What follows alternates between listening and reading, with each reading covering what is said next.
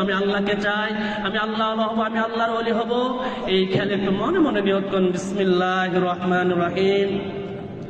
আমি আমার কালবের তরফ মুতাওয়াজ্জে, আমার কাল আমার হুজুর কেবলার কালবের উসিলা হয়ে আল্লাহ তাআলার তরফ মুতাওয়াজ্জে, আল্লাহ তাআলা হইতে আল্লাহ আল্লাহ জিকির মহব্বত নূর ও তওবার ফয়েজ আমার কালবে আসে। আল্লাহ কালবের দিকে শক্তভাবে খেয়াল করে আল্লাহ জিকিরের সাপ মারবেন।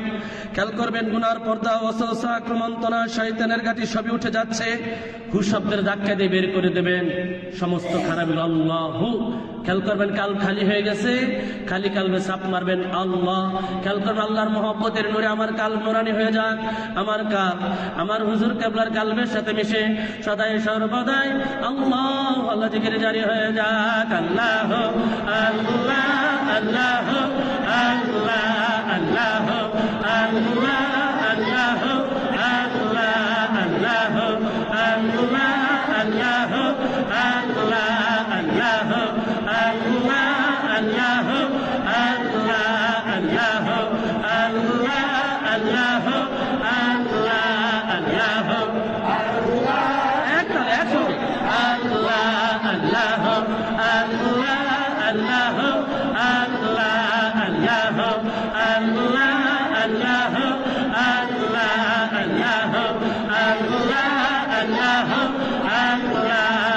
আল্লাহ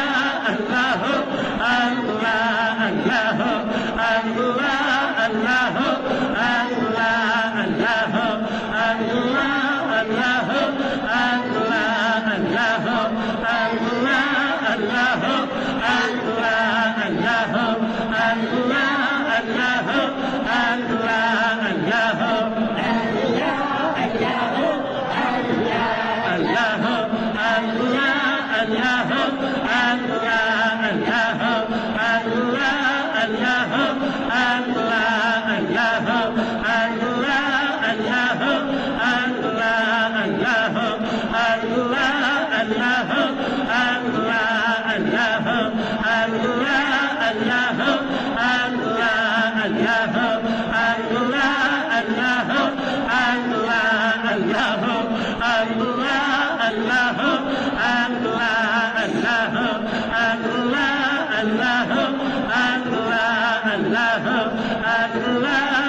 আল্লাহ আল্লাহ